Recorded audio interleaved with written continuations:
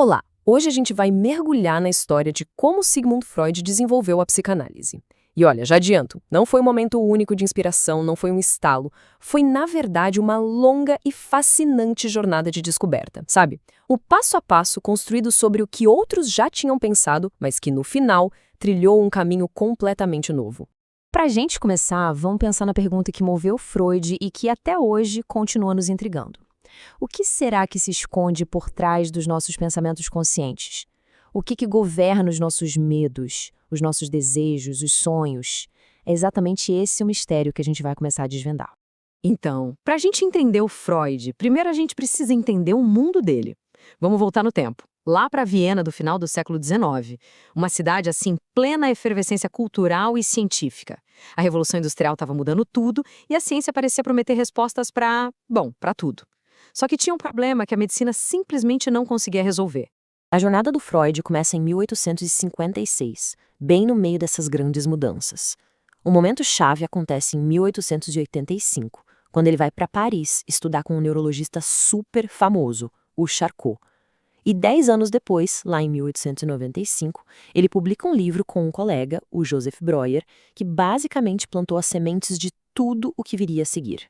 E aqui tá o grande enigma da época, a histeria. Imagina a cena. Pacientes, especialmente mulheres da alta sociedade de Viena, tinham sintomas físicos muito reais. Paralisia, cegueira, tosses. Mas quando iam ao médico, os exames não encontravam absolutamente nenhuma causa biológica. Era um sofrimento real, sabe?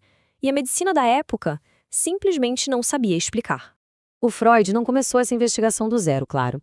Ele foi muito influenciado por dois grandes médicos que estavam tentando, cada um do seu jeito, decifrar esse mistério da histeria.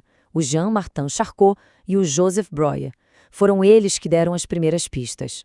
E o que é bem interessante aqui é como as abordagens eram diferentes. De um lado, tinha o Charcot, lá em Paris, que tratava a histeria como um problema do cérebro, algo hereditário, e ele usava a hipnose para basicamente fazer os sintomas sumirem. Já do outro lado, em Viena, o Breuer, colega do Freud, tinha outra sacada.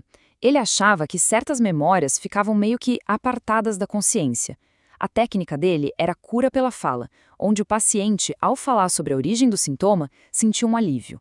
Essa citação aqui resume perfeitamente o processo.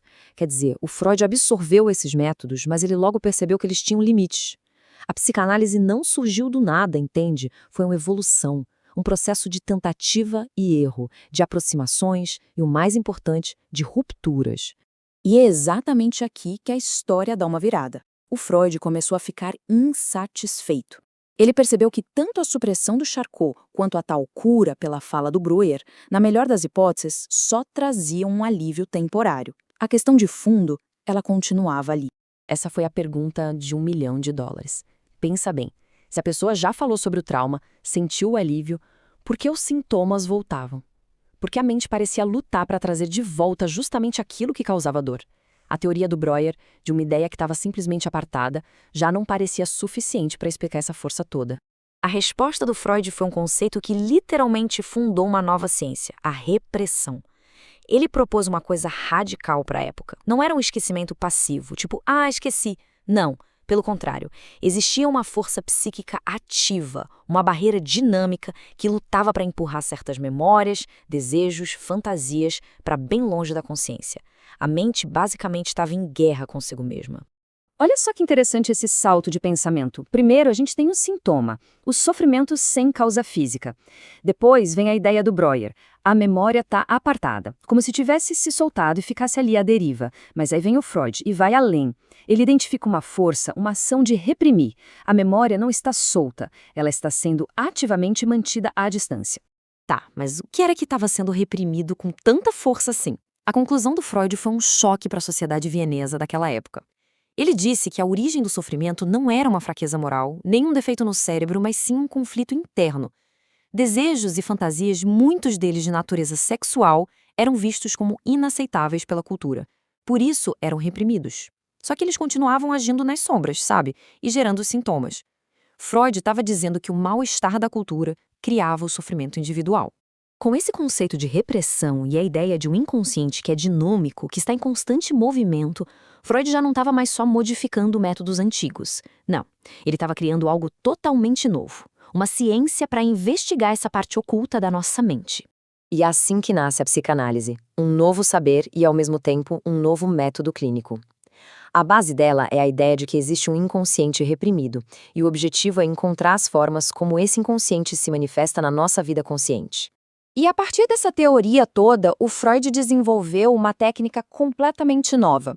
Ele abandonou a hipnose e criou a associação livre, onde o paciente é convidado a falar sobre tudo que vier à cabeça, sem censura.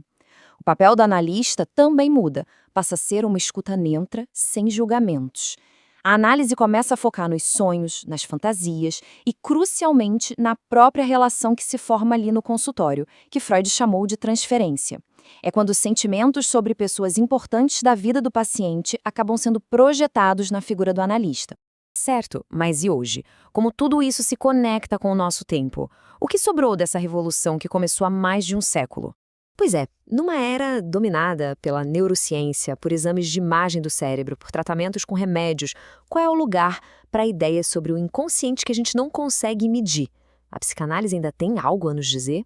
A resposta é com certeza sim. A influência do Freud é gigantesca.